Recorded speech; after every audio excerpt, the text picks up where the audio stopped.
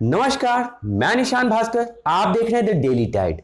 संसद के बजट सत्र के दूसरे सत्र की आज से शुरुआत हो गई, जिसमें आज पहले दिन लोकसभा में बिहार के मुंगेर से सांसद और जनता दल यू के संसदीय दल के नेता ललन सिंह ने प्रधानमंत्री मोदी की मौजूदगी में लोकसभा में बोलते हुए बिहार सरकार की तरफ से फिर से एक बार केंद्र सरकार के सामने बिहार को विशेष राज्य के मुद्दे को सामने ला दिया। उन्होंने सदन में बोलते हुए कहा कि आदरणीय प्रधानमंत्री जी ने बिहार की काफ़ी मदद की है और कोरोना काल में भी बिहार की उन्होंने काफ़ी मदद की है और उनकी और नीतीश कुमार की जोड़ी की मदद से बिहार आज डबल डिजिट में पहुंच गया है। लेकिन हम ये केंद्र सरकार से मांग करते हैं कि बिहार को विशेष राज्य का दर्जा दिया जाना चाहिए। माननीय मंत्री जी ने मेरा सीधा सवाल था और पॉइंटेड सवाल था रेवेन्यू डेफिसिट पर।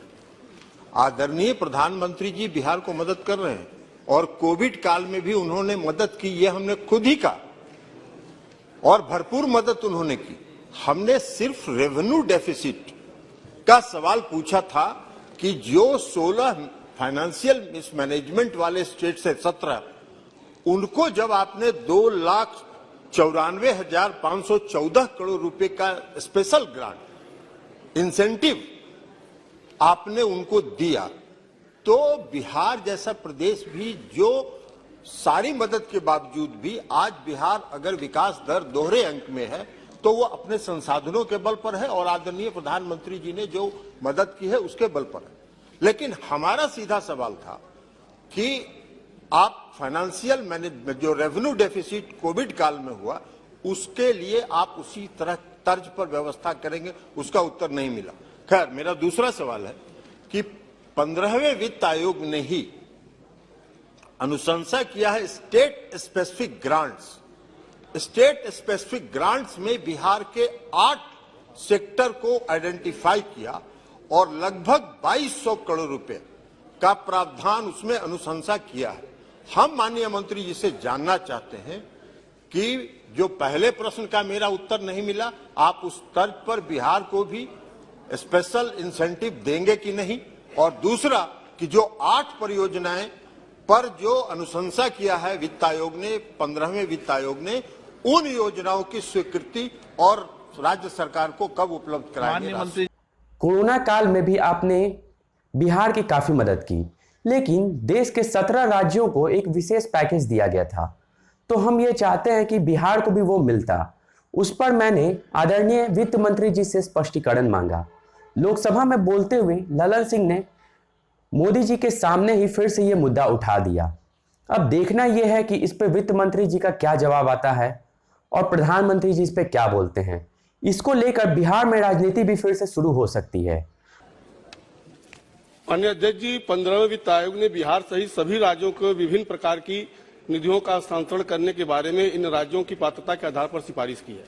15वें वित्त आयोग 21-22 से 25-26 की अवधि के लिए सिफारिश की गई धनराशि को 4 मुख्य हिस्सों में बांटा जा सकता है, जो इस तरह राज्य आपदा जोखिम प्रबंधन, शहरी स्थानीय निकाय अनुदान, ग्रामीण स्थानीय अनुदान, स्वास्थ्य क्षेत्र में संबंधित अनुदान, और राष्ट्र में जब आपदा पड़ती है उसके लिए जोखिम भरा जब होता है तो डिमांड के आधार पर सहायता की जाती है। माननीय मंत्री जी ने मेरा सीधा सवाल था और पॉइंटेड सवाल था रेवेन्यू डेफिसिट पर। आदरणीय प्रधानमंत्री जी बिहार को मदद कर रहे हैं और कोविड काल में भी उन्होंने मदद की, ये हमने खुद ही कहा और भरपूर मदद उन्होंने की।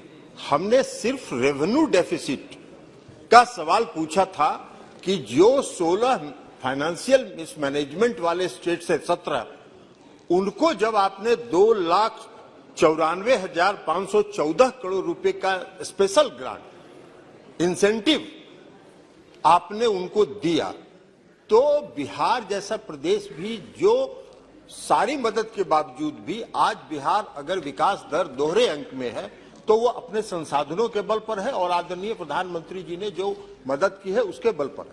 लेकिन हमारा सीधा सवाल था कि आप फाइनेंशियल मैनेजमेंट जो रेवेन्यू डेफिसिट कोविड काल में हुआ उसके लिए आप उसी तरह तर्ज पर व्यवस्था करेंगे, उसका उत्तर नहीं मिला। खैर, मेरा दूसरा सवाल है कि 15वें वित्त आयोग ने ही अनुशंसा किया है state specific grants. State specific grants में बिहार के 8 सेक्टर को आइडेंटिफाई किया और लगभग 2200 करोड़ रुपए का प्रावधान उसमें अनुशंसा किया है। हम माननीय मंत्री जी से जानना चाहते हैं कि जो पहले प्रश्न का मेरा उत्तर नहीं मिला, आप उस तर्ज पर बिहार को भी स्पेशल इंसेंटिव देंगे कि नहीं, और दूसरा कि जो 8 परियोजनाएं पर जो अनुशंसा किया है वित्त आयोग ने, 15वें वित्त आयोग ने, उन योजनाओं की स्वीकृति और राज्य सरकार को कब उपलब्ध कराएंगे। वहीं आज जैसा कि दिन में देखा गया, विधानसभा में नीतीश कुमार भी स्पीकर पर काफी गर्म दिखे। इसको लेकर विपक्ष ने सियासत शुरू कर दी है। वहीं सत्ता पक्ष के बीजेपी विधायक इस पर कुछ भी बोलने से इनकार कर रहे हैं, तो विपक्ष इस पे मजे ले रहा है। विपक्ष इस पर साफ कह रहा है कि बिहार सरकार में नाकामी दिख रही है, आपसी तालमेल की कमी है। तो अब देखना यह है कि आने वाले दिनों में राज्य की राजनीति में क्या होती है। ऐसे ही अन्य पॉजिटिव खबरों को जानने के लिए आप देखते रहिए द डेली टाइड। नमस्कार।